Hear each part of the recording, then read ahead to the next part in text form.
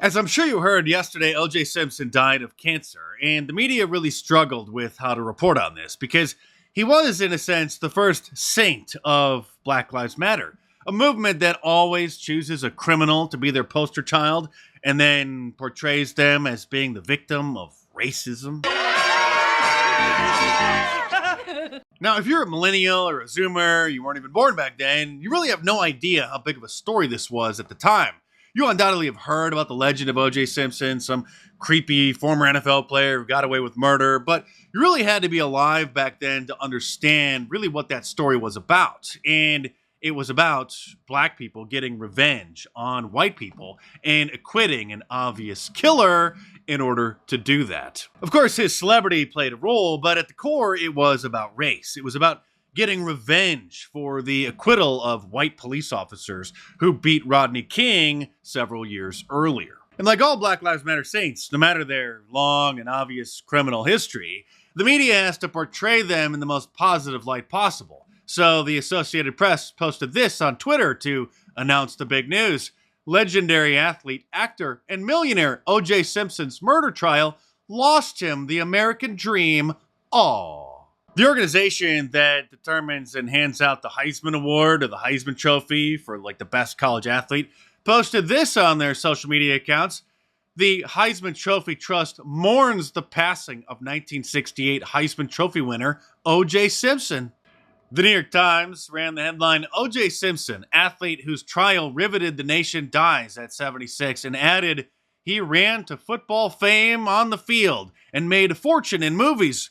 But his world was ruined after he was charged with killing his former wife and her friend. Poor guy. But the award for the most awkward announcement of OJ's descent into hell goes to CNN, the Cloud News Network, for this gem. And it's also just worth noting how much was impacted by this trial, Jake. So many things happened. We saw policing changing here in the city. And it's also worth noting because of that unrest, that racial unrest in the 90s. Talking about the LA riots after the Rodney King verdict. That is why so many people who may not have been invested in OJ Simpson were just happy to see that someone who was rich and famous and black could get away with what other people did in the system as well, too. I think what she meant is get away with murder. I mean, what other people did in the system, too.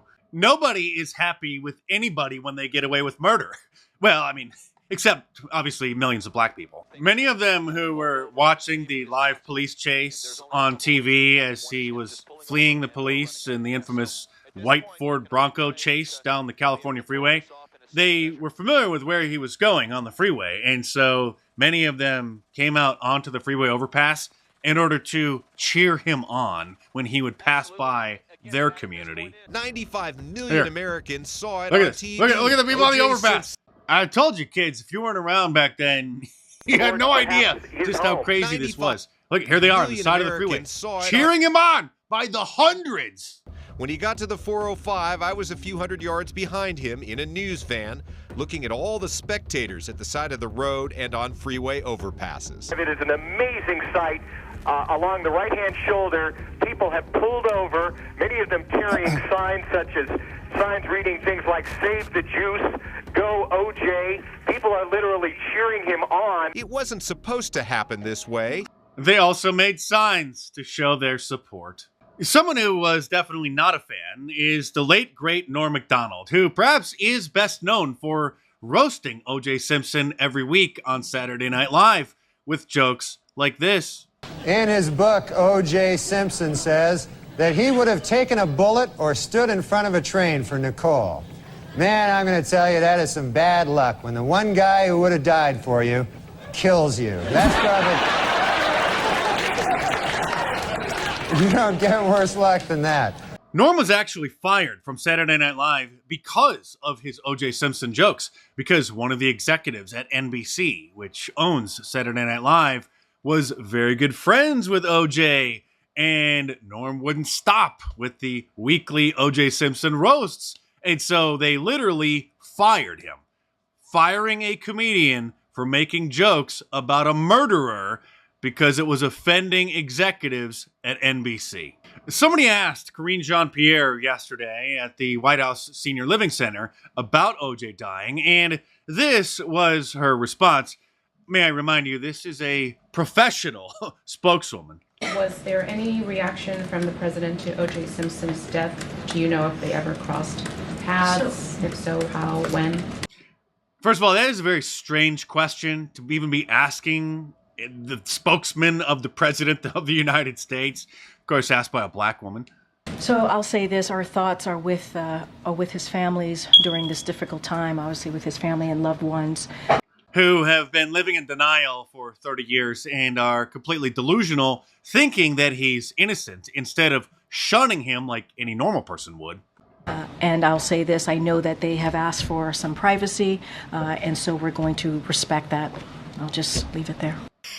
I'll just leave it at that, because one of the commandments in the Black Lives Matter movement is thou shalt not speak ill of any Black Lives Matter saint, no matter what their crimes are. But perhaps the most disturbing response came from former CNN contributor Mark Lamont Hill, who posted, OJ Simpson was an abusive liar who abandoned his community, the black community, so he's upset that OJ didn't use his celebrity to help black people more.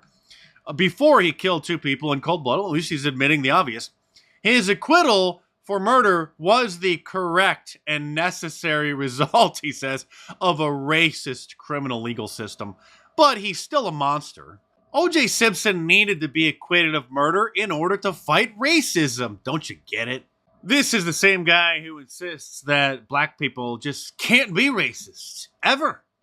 That to say that the Black Lives Matter movement is racist is bizarre to me. Not just because black people don't have the institutional power to be racist or to deploy racism, but because the movement is called for justice. It's called for demilitarization. It's called for nonviolence.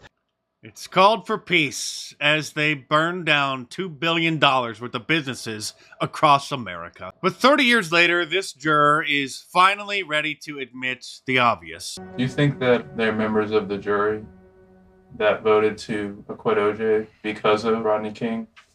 Yes. You do? Yes. How many of you think felt that way? Oh, probably 90% of us. 90%? Did you feel that way? Yes. That was payback. Uh-huh. You think that's right?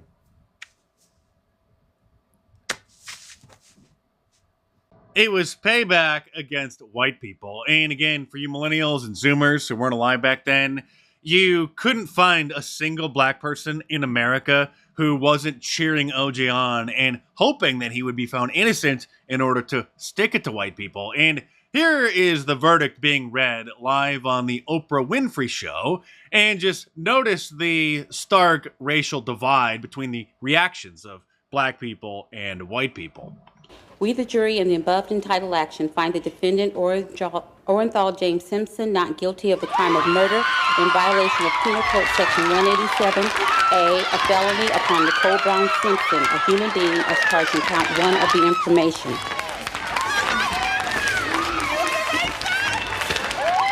Superior Court of the...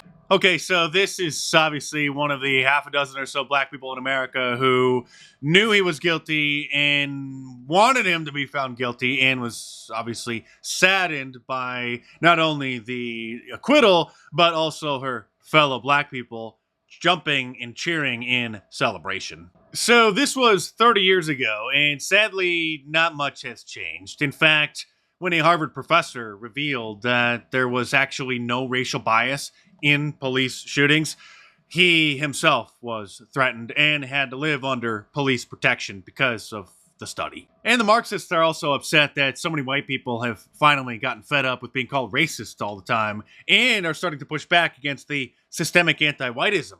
This from Axios. Exclusive, Trump allies plot anti-racism protections for white people. Well, it's about time. And by the way, there is an I Love White People shirt in my online store at markdice.com, but that's one of the, well, I guess many designs that you should wear at your own risk. So if that's not your style, the Christ is King shirt is also available, and now in a whole bunch of different colors and styles, in a t-shirt, long sleeve, and a hoodie, and a woman's shirt as well. So head on over to markdice.com or click the link in the description below and check them out.